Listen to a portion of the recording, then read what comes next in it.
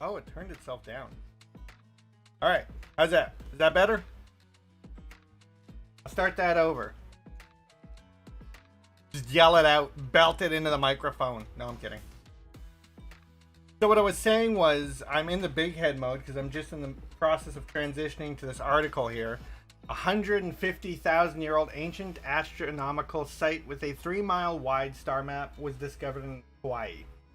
The reason it's relevant, a little peaky. Okay, well I can turn it back down. Huh? Back down. How's that? The reason it's relevant is I've mentioned a few times on stream that I didn't know about this ancient alien theory until recently. I knew about that meme guy, the aliens, but I didn't know it was that popular. I didn't know that. Well, I was always under the belief humans had some sort of lost technology, or maybe we moved it with our minds, you know, cool stuff. But some people are convinced it was aliens who helped us, and that doesn't mean we, like this star map, doesn't mean we didn't just map it on the ground, like into the sky. We were pretty detailed people. Now, it could be aliens helped us. So, 150,000-year-old ancient astronomical site with 3-mile wide star map was discovered in Hawaii. 1 second, I'm just gonna down a little bit more. Maybe just a famous YouTuber has posted a very interesting YouTube video showing an ancient celestial map with satellite pictures of Google Earth somewhere in Hawaii. Okay. 1,442 miles due south, we come to Jarvis Island. Okay, let's just believes these petroglyphs could be up to 150. Okay. Oldest discovered on our Earth so far. Yeah, because Nazca lines, I forget, but they're less than 5 or. I was hoping the article would tell me. Yeah, see, 500 BCE. I was way over. I was way over. Looks like some of the people reporting things on the news.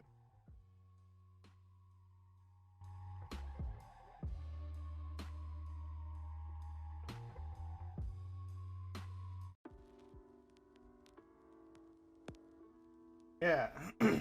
And they just found some more of these recently. Recently found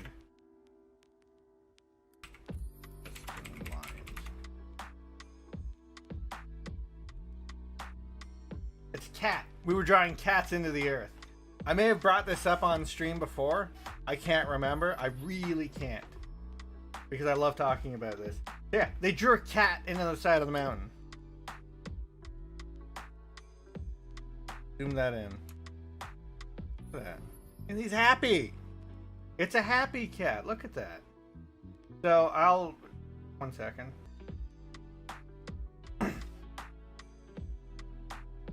So yeah, the dude had gone out. He couldn't find them. But using drone tech, like last couple of years, he was able to go out and find a whole bunch. Either these ones or similar ones to these. And natural erosion and the rain washing it away almost got rid of it. So these ones could barely see the cat. Natural erosion had almost erased the ancient feline outline. However, about a week's worth of conservation, archaeologists restored the geoglyph, which dates to between 200 BC and 100 BC. That's pretty cool. I like to show people this. I wouldn't say it's overly relevant to everything, but give me a...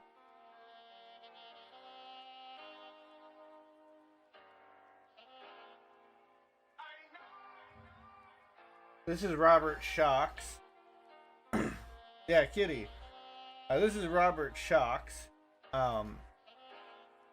Like a ruler for his dating of civilization, and this is more of what I'm into.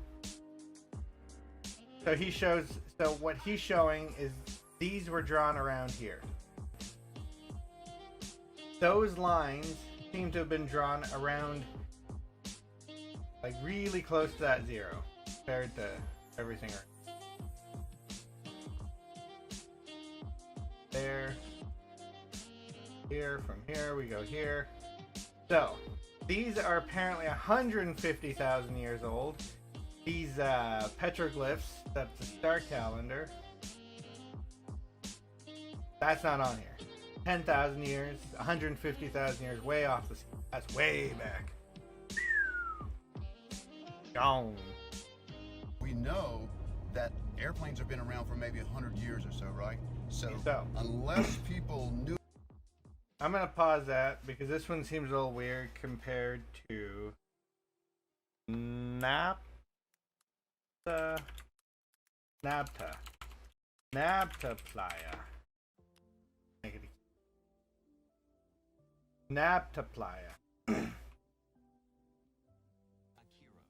So this is apparently the current world's oldest astronomical site. Built in Africa and is older than Stonehenge. 7,000 years old. So do I still have that? 7,000 years. So right around here. Whoops. What am I talking about? Here. So apparently it was either put up then or last maintained then. Not quite sure. Maybe the article will explain. The problem with measuring rock is typically, if I'm understanding correctly, you date it from the stuff underneath it, not the rock itself. Otherwise, the rock could have. Which some people still think is 6,000 years. I don't get that. I'm sorry, but you trying to talk to a bunch of primitive people gave us that book. I wasn't trying to talk to barely you try. Sugar Cube, it kicked me out. How dare? It wouldn't even let me get in. Thousands of years, ancient societies. Here, let's zoom that in. So, just to recap, because I got distracted there, I'm looking at a petroglyph that this guy, or this set of lines that this guy thinks is a 150,000 year old ancient astronomical site with 3 mile wide star map. I have a problem thinking anything older. Hello! Anything older than 100,000 years old is plausible for us. Maybe we did what we've done 2 or 3 times in the last 100,000 years. You know, longest being 20,000 year long reign, with the last one being whatever ended Atlantis, or want to call it. So this is in competition for this, because this is actually linked to other sites in the region, as far as I understand it. It may not be accepted, but I'd like to understand that it is. So for thousands of years, ancient societies all around the world erected massive stone circles, aligning them with the sun and stars to mark the seasons. That's what that other thing. These early calendars foretold coming of spring, fall, winter, helping civilizations track when to plant and harvest crops. They also served as ceremonial sites for celebration, sacrifice. These megaliths, large prehistoric monuments made of stone, may seem mysterious in our modern era when many people lack a connection with or even view of the stars. What the hell? I feel like this is written weird. It's just me. Some even hold them up as supernatural or divined by aliens. See, that's the part that's got me. Divined by. They don't even explain how their map could be tied to aliens anyway. So again, it could have just been us looking at the stars and being like, you know, maybe God or gods would like it if we just inscribed this into the earth. Take a shovel. I look like I'm stabbing myself. But many ancient societies kept time by tracking which constellations rose at sunset, like reading a giant celestial clock. See? And others pinpoint into the sun's location. Because, I mean, you've got to, like... Maybe I'm misunderstanding this part. But they're the distance they are out. because it happens to be mathematically where they would be, like, to scale, like a Gundam. I'm not the most, educated on this. Like I said, I'm still learning. I wanted to understand why I believed what I believed in, and that's how I learned about the ancient. That's why this part bothers me. Like, it never came up once before. What the hell's going on now? Anyway, but many ancient societies kept time by tracking. Oh, yeah, I read that bit. Like an old person already. And others pinpointed the sun's location in the sky on the summer and winter solstice, the longest and shortest days of the years, or the spring and fall equinox.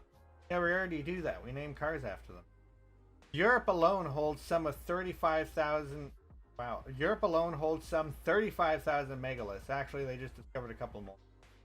I don't think they can be classified as megaliths. Including many astronomically aligned stone circles, as well as tombs or I'm kidding, cromlechs, and other standing stones. I just like to make fun of what is it, Gaelic, because it just sounds like really weird, especially the way it's written. These structures were mostly built between 6,500 and 4,500 years ago, largely along the Atlantic and Mediterranean coasts. The most famous of these sites is Stonehenge. Yeah, I know. And I'm not saying it sucks. I'm saying in comparison to what you can see, what the hell? Hi, Dave.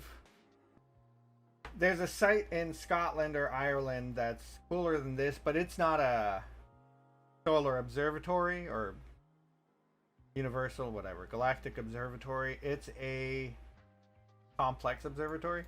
It's a tomb. That's why I'm a little annoyed I can't remember the name. Yeah, I don't need to watch a video.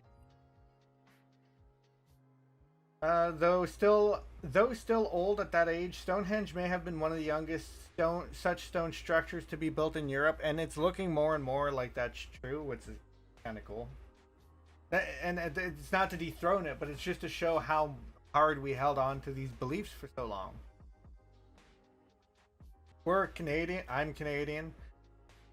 So I get to say speak moistly. Our idiot prime minister said it, so. And possibly Earth's oldest astronomical observatory was constructed by a cattle-worshipping cult of nomadic people to mark the summer solstice and the arrival of monsoons. Oh. Isn't a monsoon like a big-ass storm? This was the dawn of the observational astronomy, he adds. What in the world did they think about it? Did they imagine these stars were gods? Probably. They probably thought their ancients, or their elders were turning into the stars, you know? There's some ideas that might be true now. But, that hydrogen is one of the first gases to leave our body when we pass, and that's going, stars live off of hydrogen or whatever, I'm not. And what kinds of connections did they have with the stars and the stones? Well, clearly the stones were important. Stars too. Wrong one. Here we go. I'm learning. To the nomadic people who lived in these areas, summer rains were likely sacred. During this era, before agriculture had spread across the globe, these nomads survived primarily off of wild resources, but somewhere around the same time in the region, people began domesticating goats, as well as an ancient kind of cattle called oryx. That's pretty interesting. The whole, if it was around the same time, 10,000 years ago, Brian Murescu covers how goats were used in hallucinogenic ceremonies. In his book, The Immortality Key. As well as, cattle were a central part of Nabta Playa's culture. When Wendorf's team excavated the site's central tomb, they hoped to find human remains. Instead, they dug up cattle bones and an enormous rock seemingly carved into the shape of a cow. That's pretty cool. People also believe that these symbols, like cattle, cow, refer to the different astrological symbols sometimes. So like how the Sphinx is really a lion, and it represents when the earth was when the sun was rising in the star sign of Leo. That doesn't mean that people indigenous to that area didn't make it. Still would have been the ones who created it, not the ones who were there at the time. It was nice of them to keep it around. 1 second. That's the window to the stars as guide. So, okay, so 1 second. The experience was, oh, maybe I should back up. Cool. The people of Nabta Playa would travel across the often featureless Sahara from seasonal lake to seasonal lake, bringing their livestock along to graze and drink. Their experience was rather similar to Polynesian navigators who had to sail from one place to another. Melville says he suspects they used the stars to travel across the desert to locate small watering holes like Nabta Playa, which had water for about 4 months of the year, probably starting with the summer monsoon. There was no North Star at the time, so the people navigated using bright stars and the circular motion of the heavens. Wendorf himself had a powerful experience that cemented his belief in this idea. One day, while drinking at Nabta Playa, the team had lost track of time and had to drive back across the sand at night.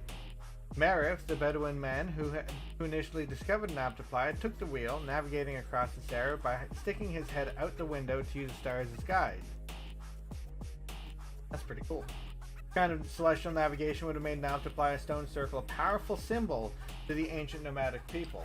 Stone feet would have been covered by seasonal water and would have been visible from the western lakeshore. The first time to the world. I just feel bad because the Earth has shifted a little bit over time. Get our bearings and so what if it lines up with Atlantis, but it wasn't supposed to? Not Atlantis. Egypt. Wow. Could be a high clock. Yeah. See that it could be that. You put a big stick in the center, but like, what if it lines up with Egypt now, but it wouldn't have before? These guys are bad for leaping to things, but yeah, it could be a big clock. I didn't even think of that one. We're looking at it for Google Maps. I love how he throws it out there. We don't even see anything. Or any kind of name for this location. Show us the drone footage. No background, but we know that whatever it is, it's about 3.5 miles in diameter. So this thing is so large, the only place you can see it is from the sky, right. Google Earth. I think. Okay, so it was built for something looking down. Still had no idea that harsh. And Dark Rio, Jesse actually brought up a much better point. Dark Rio 32, he brought up a much better point. That it's probably just a large clock. I'll bleep myself out there. I'm getting the hang of it. I'll give it a thumbs up because I'm actually enjoying their whatever's going on.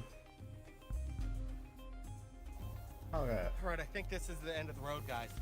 We got 3 that looks like Vic Mignogna. Separating us and the strange anomaly. Just the strange anomaly. You can't see it, but we're going to try and get a bird's eye. 2014, since satellite imagery, Google Maps have scanned this area. It's now 2018, and we're going to take a look at its current year. I'm sure it's still okay, there. Justin. This thing, we don't know how old it is. Because it's 2015. The reason for it, but we got a feeling it's something to do with some kind of navigation system. It definitely matches a compass, as I just showed to you. And to be clear, it does take one to know one. See it in the comments below. It just starts showing the thing from Interstellar spinning.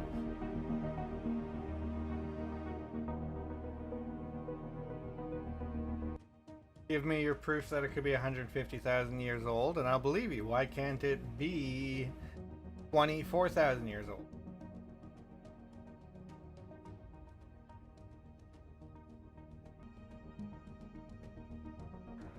All right, we're having some issues here. We're losing almost transmission. It's in and out right now. Oh. We're keeping our fingers crossed if this drone makes it back. It looks like it's trying to do an auto home return.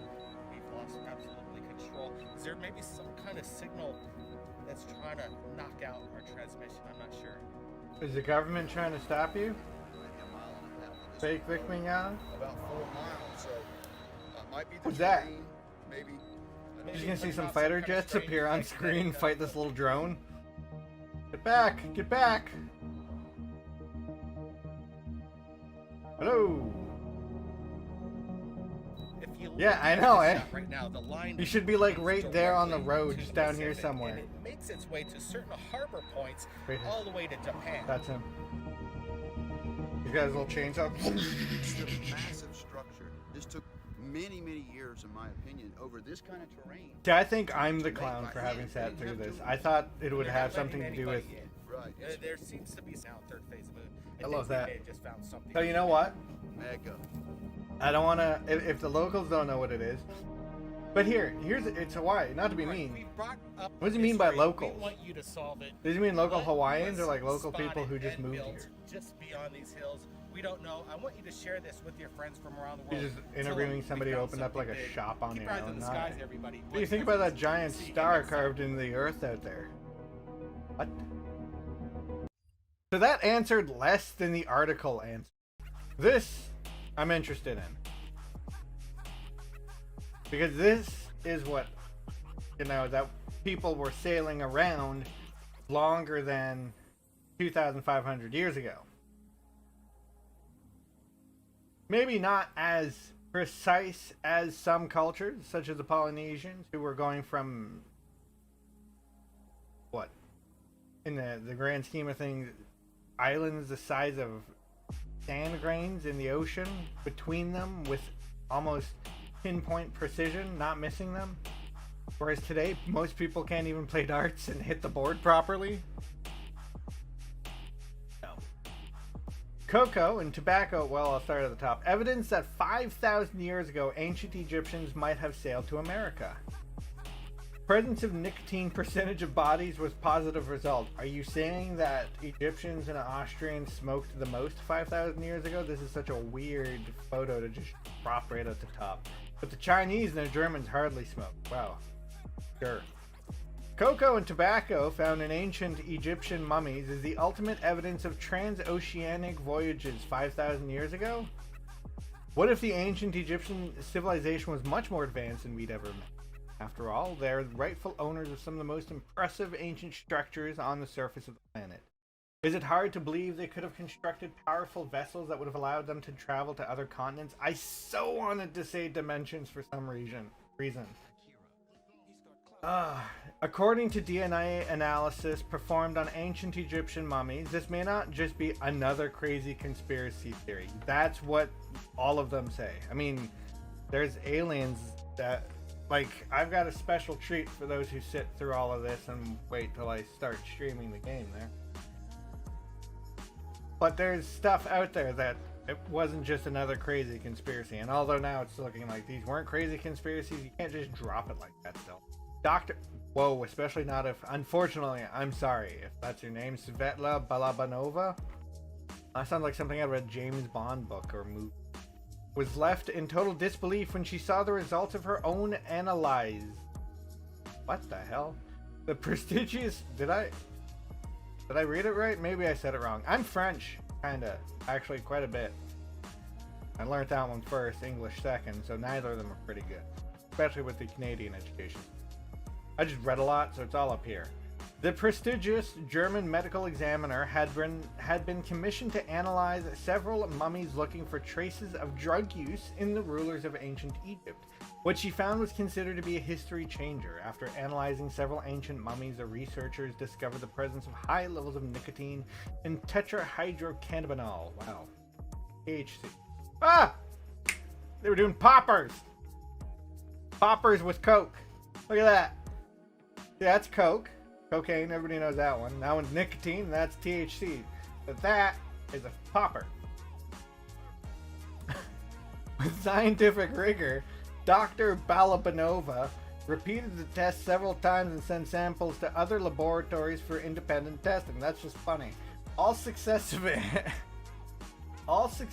analyses confirmed the initial results. Analysis? Is that how you spell analysis? I don't know. Ancient Egyptian mummies had high levels of cocaine, nicotine, and tetrahydrocannabinol. But where did the ancient Egyptian obtain the products from? The ancient Egyptian black market, probably. Despite finding evidence, the scientific community remained skeptical, accusing the researchers who had made the discovery of incompetence. We're the culture that's against drug use. We're the one that's against drug use. You really think primitive humans were really against drug use when you have people who are addicted to drugs like they are today? No, I'm sorry. I'm not saying they were addicted to this stuff. I'm just saying they obviously used it. Wow.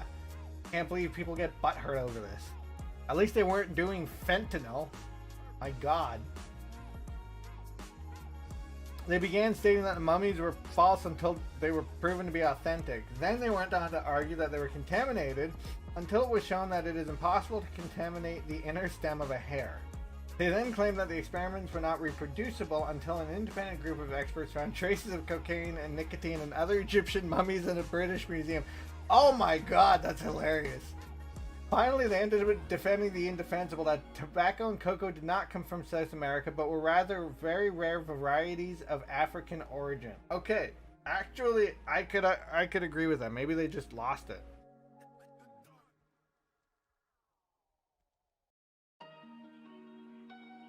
Oh, whoops. I'm wrong. But no evidence of coca or tobacco cultivation was ever found in Africa, Europe, or Asia before the time of Christopher Columbus. What the mummies tell us is an intolerable story for history, as we have learned in school.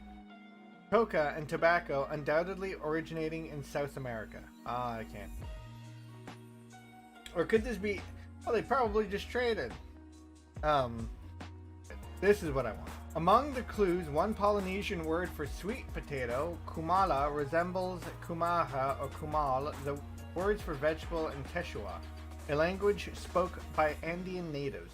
But until now, there was little genetic proof for this theory of how the tater traveled. Part of the reason why is that modern sweet potatoes are a genetic muddle, a hybrid of different cultivars that Europeans helped spread around the globe. So it's hard to decipher their origins from their DNA. Roulier got around this problem by turning dried sweet potato remains kept in a London museum. Turning to, I missed the word. Okay, Captain James Cook's crew picked up the vegetables. Captain James Cook's crew picked up the vegetables. Pickled up? What the hell is wrong with me? Picked up the vegetables in Polynesia back in 1769, before all of this interbreeding took off. Examining the genetic blueprint of Cook's sweet potatoes allowed Roulier and her colleagues to trace the roots evolution. Come on, I'm French. Why can't I say that? Roulier? Maybe it's because I keep trying to put the I after the. So how did the sweet potato make the ocean voyage? Its seeds could have possibly hitched a ride on seaweed or gotten lodged in the wing of a bird. South American monkeys with tails got there from the old world by falling onto naturally made rafts, trees, and just sailed there. Poor fellas got lost.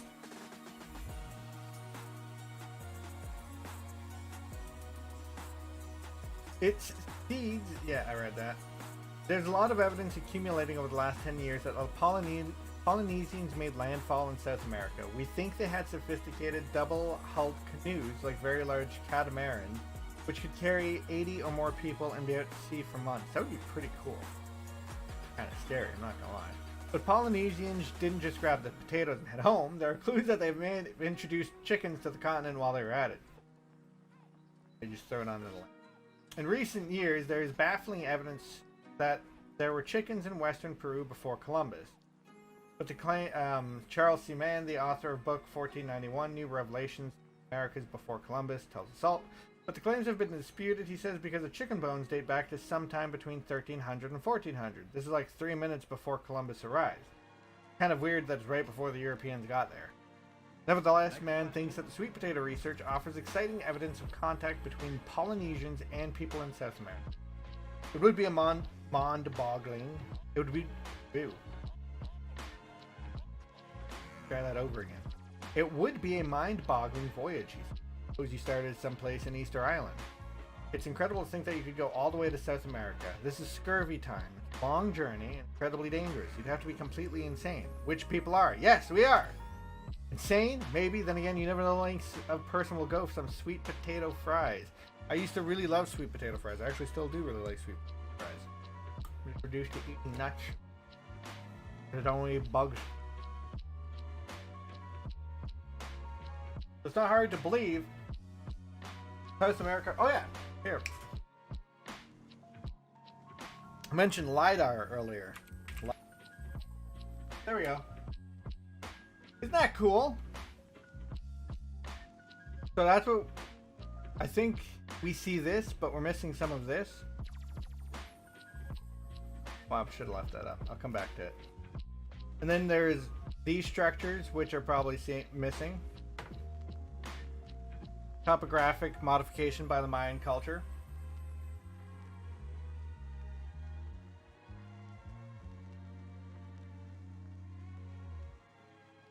So it's really cool that they use this. Because before, you'd have to wait for people to be cutting down the Amazon to even find any of this stuff. But it's strange, the Amazon I think is like polluting more now than ever anyway.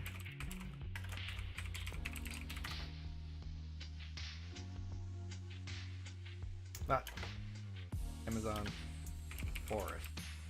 I can't even spell forest right. Maybe it was Amazon. Maybe I was misunderstanding. Why are there? Yeah, there it is.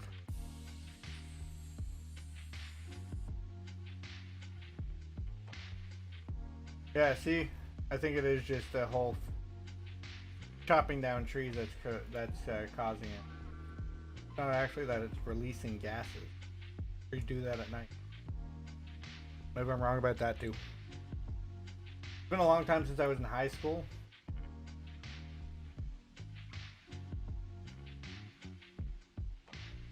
These structures are, some of these are covered by trees you can't see. Oh.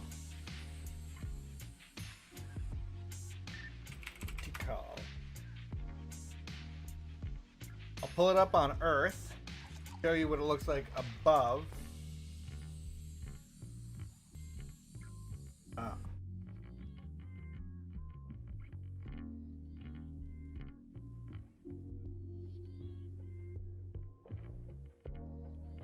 Almost. There. But yeah. So sites like this, I think we built them. We took the time. We dedicated it. In fact, I'm sure we dedicated it in honor of things we were witnessing in the sky. It can take me all day and all goddamn night to get to my final point. So chickens traveled around the globe. Potatoes traveled around the globe. Archaeology's all messed up. I'm not learning about Irish aliens. I don't believe in Irish aliens. So, come back to that. The mana machine.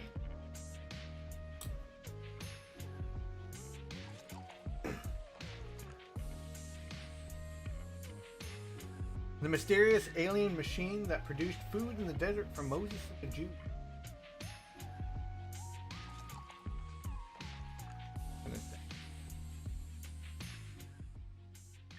The pharaoh, fearing an increase in population, ordered the death of all Jewish firstborns born in Egypt. To save her son, a mother placed the baby in a basket and left him sailing on the river Nile. I don't know this if it's boy true was that. found by the pharaoh's family, I don't know who if named this is him where it Moses becomes and story raised him as and his own. Moses As an adult, Moses I mean, discovered his true identity we're and asked like, Pharaoh as to a release the Jews. Christian, I'm supposed to When assume, Pharaoh refused, or I'm Moses supposed to helped the believe Jews that to it's flee. true. According to ancient texts, Which personally, God was furious I do, with the Jews for but I having like to still worshipped speak idols from a. and made them wander aimlessly in the desert for 40 What years if they before they were? arrived in Israel. Inevitably, as there were many What if it was people somebody and little else and this was vegetation, title as it was a given desert, after? they were left with few provisions. At this point, God intervened and sent the manna from heaven. The Bible says that during that time the Jews survived on a single source of food, the manna. And But what they is even manna? included The some of Jewish it Bible back does not into describe the the manna in Ark, detail, I believe. but another ancient Jewish text provides more clues. Some theorists believe that it would be unlikely to have been built on Earth. I don't. None of that made The any city sense. where the giant gods settled. Aztec legends explain among many other things how the Great Pyramid of Cholula and the city of the Teotihuacan gods was built by giants. One of these giants was called Zelua and lived during the time of the universal flood. Okay, yeah. If I'll we agree take a look at something the there. Aztec mythology, we will find a hidden treasure of incredible link stories some and stuff to fascinating that. stories from a time when the giants dominated the earth. Aztec mythology, like many other mythologies Isn't that around like the a world, Zandalari mentions troll how from World of thousands years Warcraft? ago, giants walked the earth. According to ancient pictures like that of Cholula and others scattered around the world are ancestral testimony of humanity. Enjoyed that. I actually learned something. So this is something I was a little interested in. The Astrovidia. Ancient mysterious weapons as powerful as nuclear bombs. There was this story in one of those Vedic texts, I think is what they're called. Maybe I've got it wrong. Maybe, no, it's Mahabharata. I can't say. Dude shoots an arrow. It's described as being made of steel or shiny metal or something like that, and it explodes partway in the sky, kind of like where you detonate a nuke. Vidya, ancient weapons as powerful as nuclear bombs. Researchers and archaeologists from around the world tend to look into the past in search of secret knowledge. Race of Vrishni and Indaka to ashes. There's a city. Lines from Mahabharata. The corpses were burned beyond recognition. Lines from Mahabharata. Yeah. Nails and hair fell out. For no apparent reason, pottery crumbled. It was just abandoned like gray. overnight. After a few hours, all the food was unusable. The soldiers who escaped the fire threw themselves into the water. Sorry. But can we trust the Mahabharata as much? Some researchers answer this question positively, and their positive answer is supported by the mystery of the disappearance of the inhabitants. Skeletons of people and animals were found in the ruins of cities, however. Done. Here we go. That. Great. So, aliens are definitely making their presence known to us now. I believe that more than I believe they helped us do anything. I'd like to believe they watched us struggle.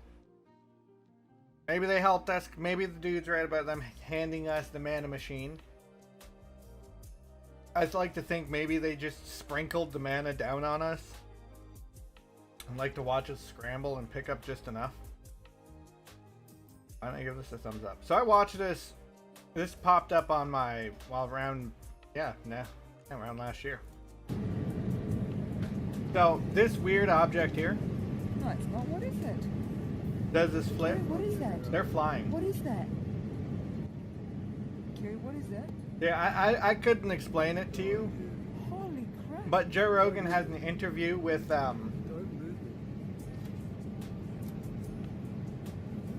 name, Bob Lazar, and I can't remember I think it's the Bob Lazar one, if they're using some sort of,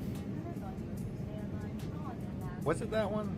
Anyways, bubble tech, not bubble tech, like anti-gravity tech to push off of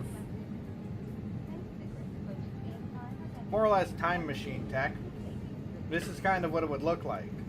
You wouldn't actually see it because it would be kind of desynced from the time that we see with sun, right? I can't explain it too well, which is why I said I think it's the Bob Lazar interview with Joe Rogan. And now it falls out of frame. What's it? What is it? Is the question.